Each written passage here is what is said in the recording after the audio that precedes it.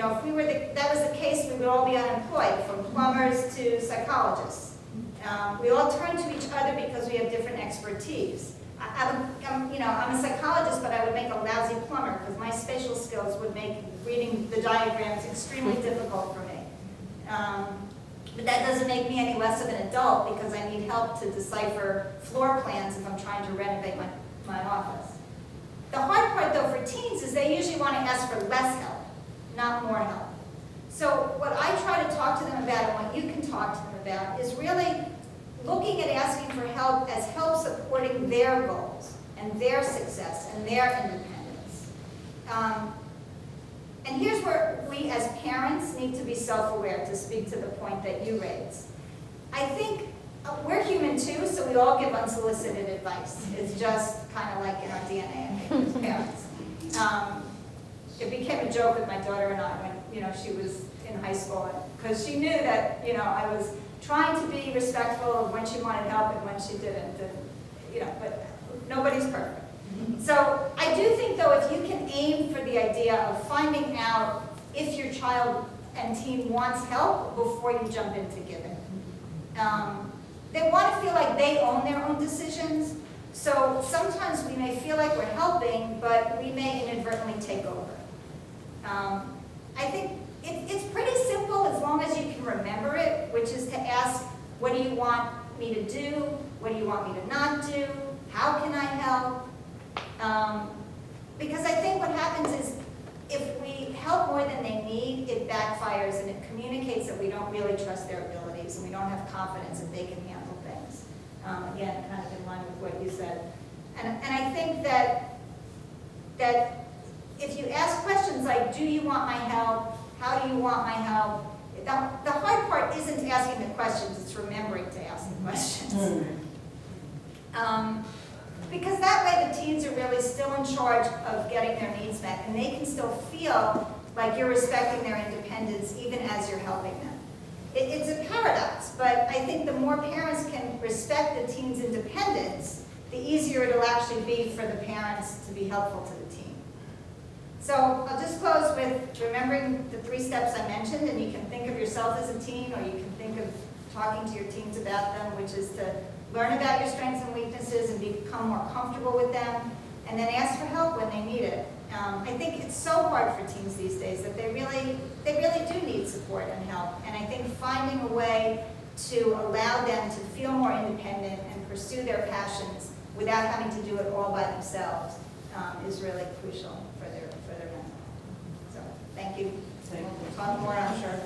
Thank you, Elinor. And we'll close with Elizabeth Alberts. Thanks, Kate. Hi, I'm Elizabeth Alberts. I'm a psychotherapist and the director of Village Counseling Services, which is a group practice here in Lawrenceville. There's about 16 of us. We have a psychiatrist, psychologist, and psychotherapist working there. So Katie had asked me to come and talk about our dialectical behavior therapy program that we run. And I mean, first of all, it is really hard for teens, and it's really hard for parents too. That's what I was thinking. You all have great things to say, and I think it's so much work for us to, as parents, to evaluate, what to apply and what works where and what our kid needs. It's a big job. So dialectical behavior therapy is a year-long program for adults and teens. We have a specific teen program. For kids that are emotionally dysregulated and have negative coping skills in order to manage that emotion dysregulation. And what that really means is they usually have a really high distress level, and they get triggered very easily, and their distress level goes up higher than sort of the norm, and they have real difficulty soothing themselves back down to a comfortable, peaceful level. So they tend to just go up and up and up, and the only way to get out of that cycle is to use a negative coping skill. So the negative coping skills can be anything from disordered eating to cutting to suicidal thinking to defiant behavior, anger. It could be any compulsive behavior at all. So I really think that dialectical behavior therapy would be a great curriculum for all adolescents at some point to be put into the regular high school curriculum or maybe even the middle school curriculum to get them started nice and early. But it's specifically for people with that emotion dysregulation and the negative coping skills, and that they're managing it with negative coping skills, because it's a skills training program where we teach them to use other skills to replace the negative coping skills. So who's appropriate for dialectical behavior therapy are people that are kids, I guess, or teens that it's a biosocial sort of diagnosis. So they're usually kids that are extremely sensitive. It's a hypersensitivity that they're born with. It's not something that they acquire. And there's a good portion of our population that has this hypersensitivity. They feel things really deeply. I'd say a lot of therapists have this hypersensitivity. And it's actually an asset. It's not a negative. They have deep empathy and they can be really wonderful human beings. But sometimes they develop sort of a reaction to that hypersensitivity if they are in an environment that's really invalidating. And there's many, many ways the environment can be invalidating. And I could spend a lot of time talking about that invalidation. Sometimes it's from the family, sometimes it's from the school environment. It can be in many, many different places. It's just wherever they're given the message that the way that they're feeling is not appropriate to the circumstances. So you can just imagine where, how that might be, because it can turn out where just a parent saying, a child comes to them and says something like, my feelings are really hurt because of what so-and-so said, and the parent can just say, oh, well, that's okay, you don't have to feel that way. And they're just trying to help their child. But for a hypersensitive, you can feel this way, but well, she didn't really mean that or anything. If you don't validate that emotion or that feeling that the hypersensitive child is having, they start to develop what I call like an allergic reaction to that emotion, and they start feeling that there's something wrong with that emotion.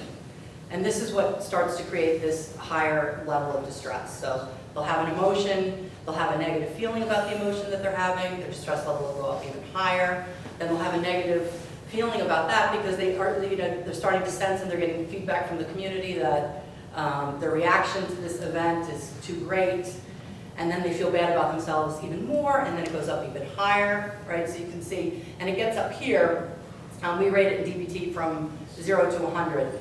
0 being no distress at all, 100 being the most intolerable level of distress. And so nobody can, people cannot tolerate high levels of distress for very long. And so what they tend to do in this case is they go into what we call a mindless state, and they use a negative coping skill to bring themselves back down into some level of comfort. And so this is like a really functional system that works really well and gets them back. They have to. They have to be relieved from that level of distress, right? Unfortunately, when they're using negative coping skills, they are, developing, they have all these side effects, these negative coping skills, that result in all sorts of problems. There's all these consequences to that.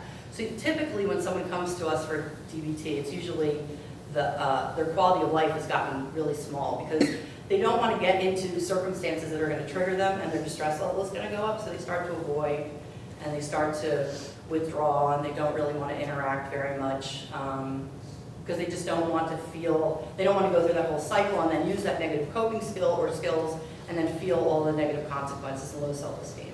So DBT is really about building mastery. Like, you're still going to have that hypersensitivity, because that's the good thing.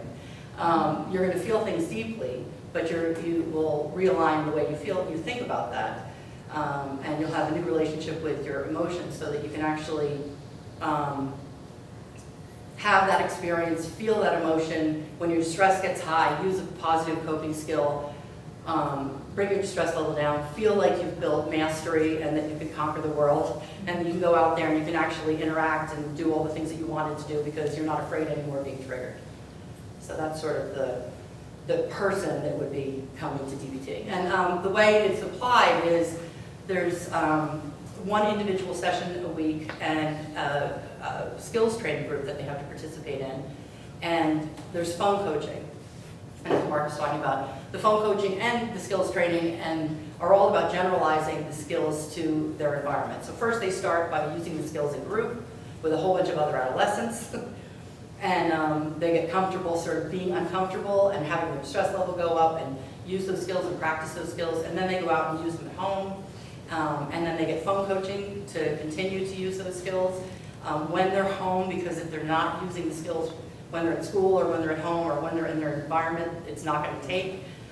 We also have the parents come in and they participate in a simultaneous parent group that they learn the whole curriculum that their children are learning. Because once again, unless the parents are participating and doing it at home, it's less likely to take. And you know, if the child is particularly young and they're too young for the group, what we'll do is sort of a modified DBT program where we'll do all the skills training in an individual or a family session with the family and the child together, because it's really important for the skills to just be generalized and have lots and lots of practice, which is why it takes a year. It takes 6 months to go through the entire curriculum. There's 4 modules. The first module is distress tolerance, and that is, you know, if you're up here at 100, how to bring yourself down to like an 80. And those are usually body-centered skills, like, believe it or not, dunking your head in a bucket of ice water, jumping jacks, or any sort of, you know, holding an ice cube and things like that, all the way down to like self-soothing things and feeling, you know, using your 5 senses. And we have the kids make a box of all their self-soothing things. So they have something in there that smells good, feels good to the touch, pictures, music, things like that. So the higher levels, like, you know, jumping jacks, and then you can do anything from like distracting to like counting backwards in increments of 7, which is a whole set of quite a large group of skills that they learn. And then the next set of skills is emotion regulation, and that's where they really learn that their emotions are a function of their thinking. I think Mark was talking about this a little bit. You know, the idea that they have no control over their emotion, and that emotions are this fabulous like universal language that everybody speaks in every country exactly the same way, and there's nothing wrong with them. They're completely appropriate. And so if you're thinking sad thoughts, you're going to have a sad emotion, and that's like perfect. They have no control over their emotions at all. They love that until we tell them that, but they have control over what they think, so when they change what they think, they can actually control the emotion that they're having in that way. So they can control their thoughts, they can't control the emotion.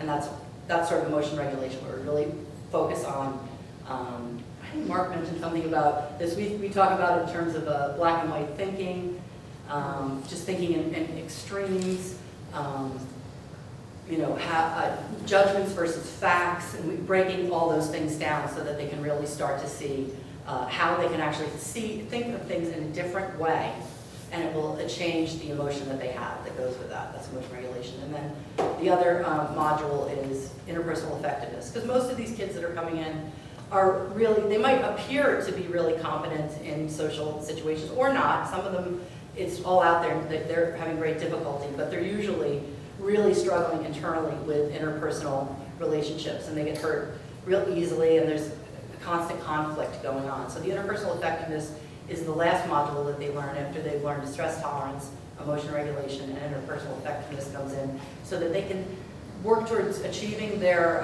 getting their goals and their needs met in really effective ways. Because usually at that point they've used a lot of different techniques to get their needs met that are just not effective. It's like, you know, chronically dissatisfying for them.